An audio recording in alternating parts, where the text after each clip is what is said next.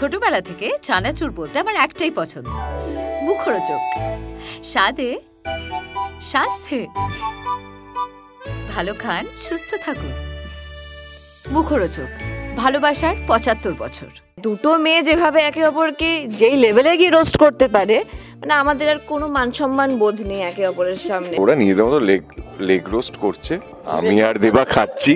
হেটার্সরা কি খারাপ কথা বলবে, আমরা নিজেরাই বলি। আর কাকিমা পিসিমা কি খারাপ কথা বলবে, আমরা যে একে অপরকে বলি। তিশারা স্মুথ একটা টাচ করে টাক করে বেরিয়ে যাবে, তখন ও এরকম মানে ডিজার্ভ করে বলেই বলি।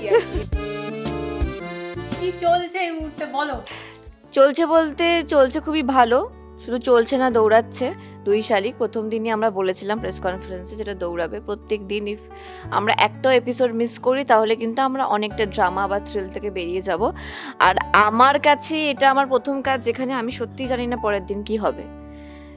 এটা আরও বেশি থ্রিলিং। তো আমি যখন জানি না কি হবে, আমি পরের দিন এসে যখন জানতে পারি যে সকালবেলা যে এটা আজকে হবে, আমি নিজেই 2 পা পিছিয়ে যাই যে আচ্ছা এটা হবে। তো দর্শকদের কাছে তো এটা আরও এক্সাইটিং।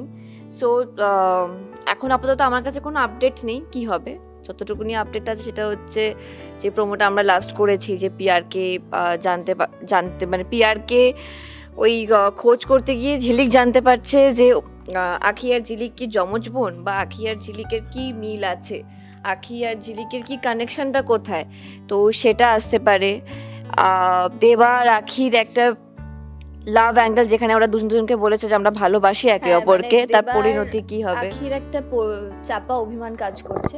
তো কমলা মাসি যে দেবার মাসি হয়, সে আখিকে কন্টিনিউয়াসলি ইনসাল্ট করছে। সেখান থেকে আখির মনে হচ্ছে যে এই বিয়েটা না করাই ভালো, বা দেবার সঙ্গে সম্পর্কটা না রাখাই ভালো। তো দেবাও সেই রাগে সমতা বলি আরেকটা মেয়ের সাথে বলেছে ঠিক আছে বিয়ে করব, চলো। তো সেখান থেকে এখন ওদের বিয়ে হবে, বা রাগ ভাঙবে কিনা, আখি শেষ অবধি কি করবে, এটাই অ্যাকচুয়ালি আপাতত।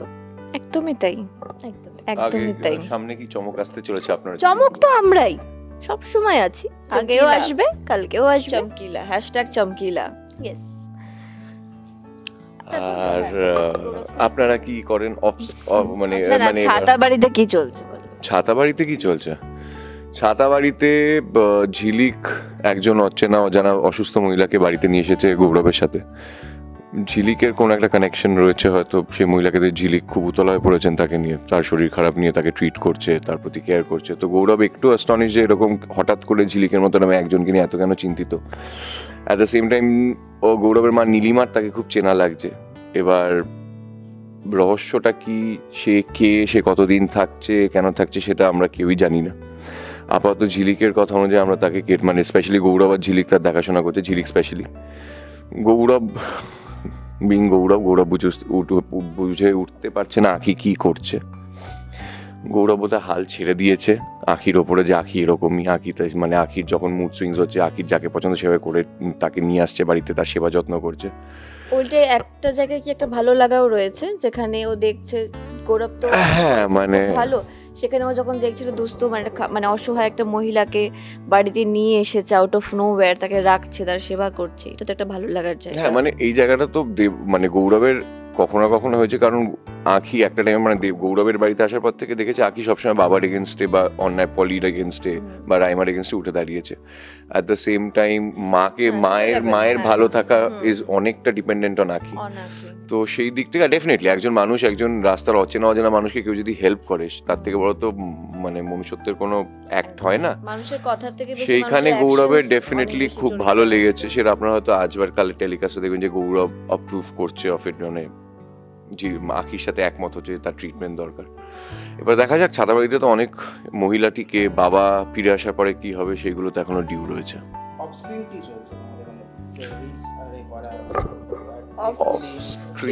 অফস্ক্রিন এত কিছু চলছে যে কি বলবো বুঝতে পারছি না। আমরা একটু গুলিয়ে যাচ্ছি। তো অফস্ক্রিনে অ্যাকচুয়ালি আমরা 2 বোন বেশি গুলিয়ে যাচ্ছি রাদার দেন গৌরব দেবা। তো এই আর কি, আমরা মস্তিতেই আছি, কিন্তু আফটার অল আমরা সত্যি ভালো আছি। টাচুট আমরা সবাই খুব ভালো আছি, আমাদের টিমটা খুব ভালো, আমরা সারাদিন মজায় কাজ করি। আর আমাদের এরকম মনে হয় না যে বাবা সারাদিন থাকতে হচ্ছে। আর সেটা তো একটা বটে, বাড়িতে টাইম দিতে ভালো লাগে, কিন্তু 14 ঘন্টাও খুব তাড়াতাড়ি আজকাল দেখছি কেটে যাচ্ছে হাসি মজা বলতে এই রকম হেকটিক শিডিউলে এর আগে আমি কখনো কাজ করিনি, কিন্তু এইবার কাজ করেও আমার এক ফোঁটাও ফিল হচ্ছে না যে সারাদিন একটা জায়গায় আমি অকিউপাইড বা ঘুমের মধ্যে থেকে উঠে আসতে হচ্ছে শীতকালে, আমার ফিলই হচ্ছে না। ওই টেম্পোরারি আধ ঘন্টা থাকে খুব জোরে, ফিজিক্যাল ক্লান্তি আছে, মেন্টাল ক্লান্তি, mentally we are not trend. আমরা সবসময় ওয়েট করি কখন সেটে আসবো। একদম সেটা ঠিক। পুরো ফ্লোরে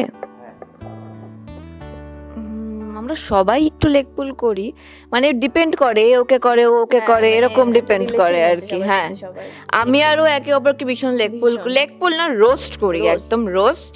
মানে খারাপ দুটো মেয়ে এভাবে, মানে এটা আমরা স্পেশালি, আমি জেন্ডার ইয়ে করে বলছি না, বাট ছেলেরা একে অপরকে খুব রোস্ট করে and they don't mind also.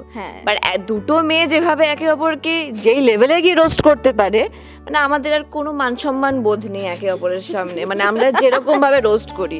তো আমরা একদম মানে খারাপ চেয়ে খারাপ, মানে হেটার্সরা কি খারাপ কথা বলবে, আমরা নিজেরাই বলি, পাড়ার কাকিমা পিসিমা কি খারাপ কথা বলবে, আমরা যে একে অপরকে বলি। মানে চোখ খোলে ওর, তখন থেকে ওর শুরু হয় এই অবস্থায়, থাক থাক থাক থাক থাক থাক থাক, তোর যখন এত অহংকার বেড়েই গেছে ছেড়ে দে, আরেকটু ঘুমা। আর এদিকে গৌরব না, সায়ন আমাকে খুব মানে রোস্ট করে না, লেগ পুল করে, আমিও সায়নের করি। সায়নের কি মনে হয়?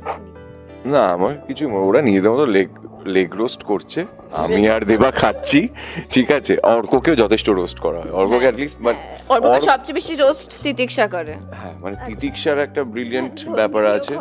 তিতিক্ষা, হ্যাঁ, নন্দিনী অর্ক রোস্টিংটা আলাদা, তিতিক্ষার রোস্টিং, তিতিক্ষা খুব চুজি অ্যাবাউট রোস্টিং। মানে তিতিক্ষা আমাকে মাঝে মাঝে, তিতিক্ষার ব্যাপারে তিতিক্ষা যতটা শান্ত, যতটা তিতিক্ষা স্মুথ একটা টাচ করে টাক করে বেরিয়ে যাবে, তখন ও এইটা হলো, আচ্ছা অনেকক্ষণ পর, আচ্ছা ও এটা এই জন্য বলেছিল। সবার সাথে অতটা নিচে নামে না আর কি, আমার সাথে যে নিচে নামা উপরে নিচে মিশিয়ে গেছি আমি, মানে ও আমার সাথে পুরো মাটিতে মিশিয়ে গেছে, খুব খারাপ কথা বলে এরকম। না না, মানে ডিজার্ভ করে বলেই বলি আর কি। এই ওভার অ্যাক্টিং দেখতে হলে প্রতিদিন বিকেল 5:30 স্টার জলসায় 2 শালিক। টাটা।